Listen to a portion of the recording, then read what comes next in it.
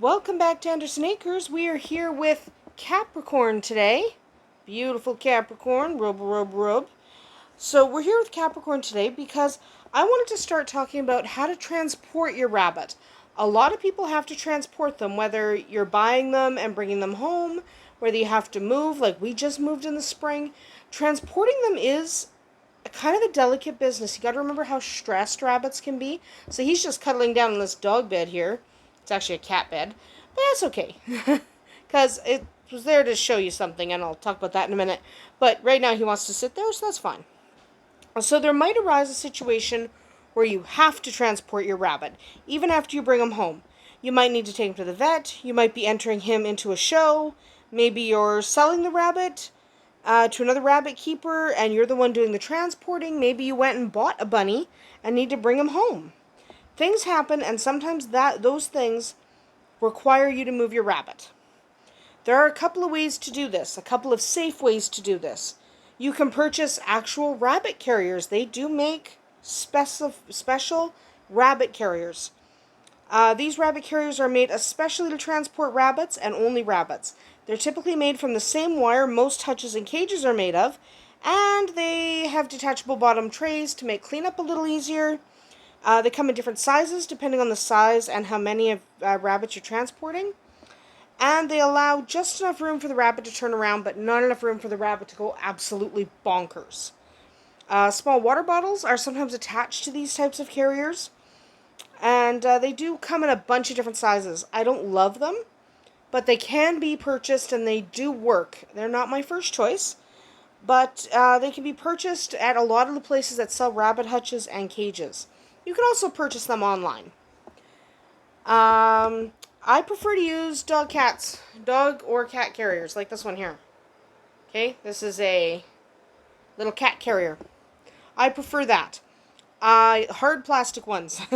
No cloth carriers. Your rabbit will chew through a cloth carrier in about 2 minutes.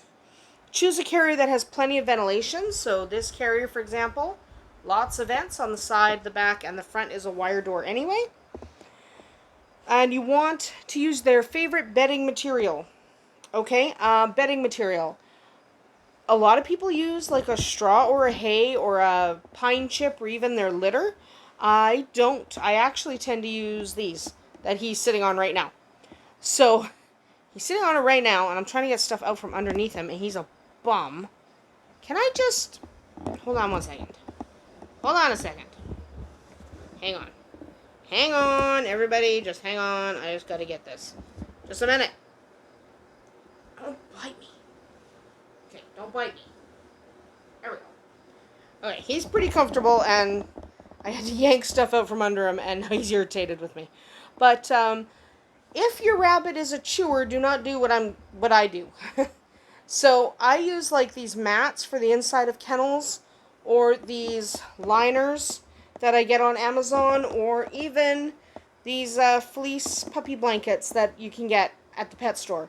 I use a lot of that, and obviously he likes this soft dog bed that I think, where did that one come from? I think I got it at Walmart. I don't remember. It's been a while.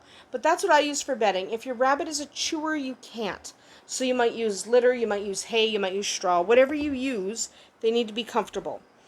If you use proper bedding in there, they'll be safe and secure until they reach their destination. Make sure the carrier is large enough for your rabbit to turn around and lay down comfortably. You want them to be comfy. So this is about the right size mat for him, and it fits nicely in a carrier that size. So this would be appropriate for him. If you have a Flemish, it'll be a tight fit. So get the right size stuff for the rabbit you have. Don't use cardboard to transport rabbits, okay? Unless there's no other option. Cardboard boxes look great, and they work for a short distance trip, maybe, but they definitely don't work long term. The rabbit will chew through it in a hot minute. And then it's actual trash. Choose a carrier your rabbit can't destroy on the journey home. Like that. Okay? Most of the time you're going to be transporting your bunny by car. When you do this, make sure you're not leaving them in direct sunlight. Remember, rabbits can overheat. They do tend to get too hot, so keep an eye on that. Run your air conditioning. Don't necessarily roll down the windows. The wind can be a little bit scary for a prey animal. So air conditioning if it's hot out, things like that. Don't leave them unattended in the car, just like you wouldn't leave a puppy. Don't leave your rabbit. Heat can kill, so if you're traveling in the summer months, again, air conditioning, check on your rabbit frequently. Lots of water, that's important. If it's cold outside, your rabbit's probably fine, because they do really well in cold weather. Okay, but yeah, if it's hot outside, you're going to have an issue, so keep an eye on them. So when you're traveling with rabbits, most remember to bring food and bedding, but a lot of people don't think about water. Water is important because sometimes a rabbit will refuse to drink if the water doesn't smell or taste the same because they're stressed. Okay, they're stressed out and they don't like change anyway. So if you're in the middle of moving, you're going for a long car trip, take some water from home. A couple of bottles is fine. Maybe you won't need them. Maybe your rabbit will be fine and will drink whatever you offer, but it's better to have them and not need them than to really need them and not have them. They won't drink in a moving vehicle typically, so make sure you have frequent pit stops and water your rabbit. Okay, they're going to need the extra water, and they really don't like drinking in a car. It makes them uncomfortable, even if they're used to bottles. If you're transporting rabbits by plane, that's entirely different. He's just going to sit here. So rabbits by plane is different.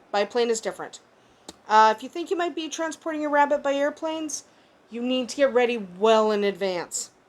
Okay, you might think transporting your rabbit by airplane will be like transporting a cat or dog, but it's kind of not. It can be actually a lot more complicated. So get ready early. Talk to the airline you'll be flying with about the policies on transporting rabbits. If you're only transporting one rabbit, you might be able to put them in a carrier and slide them under your seat.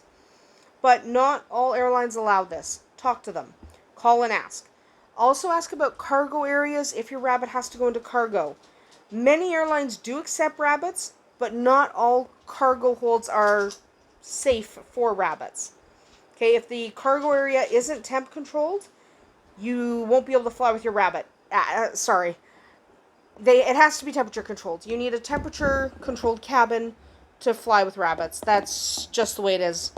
Okay, it must be temperature controlled. If it's not, find another flight, find another airline, whatever.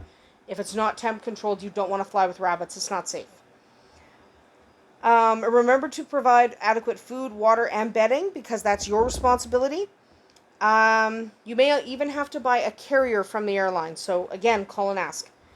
If you're shipping rabbits to someone else and there's no person traveling with them, that's dicey at the best of times. Depending on what country you're in, you might need health certificates or very specific carriers. So typically if you're shipping a rabbit, you do have to buy the carrier from the shipping company or airline they're going on. That's just the way it is. So be prepared for that expense because they do charge an arm and a leg. Everything has to be labeled in just the right way, so ask the airline and get them to help you fill things out. Get everything in order well in advance. Remember, health certificates usually have an expiration date, and yeah, if you're shipping a rabbit, you're probably going to need a health certificate. So watch that expiration. You can't get it done too early, but you can't get it done too late either. So time your vet visit and stuff to sync up with your flight. If you're moving and taking your rabbits with you, which you should, if you're moving, you should take them, you'll have a few options. If you're not moving very far, you can simply go to the new place, set everything up, go back, pick up your rabbits, and go. But if you're making a long distance move that may not be practical, you still do have a couple of choices. So you could opt to ship your rabbits out in advance to someone in the area who might be able to look after them at their own home. This allows you not to worry too much about transporting your rabbits because you've already done the hard work.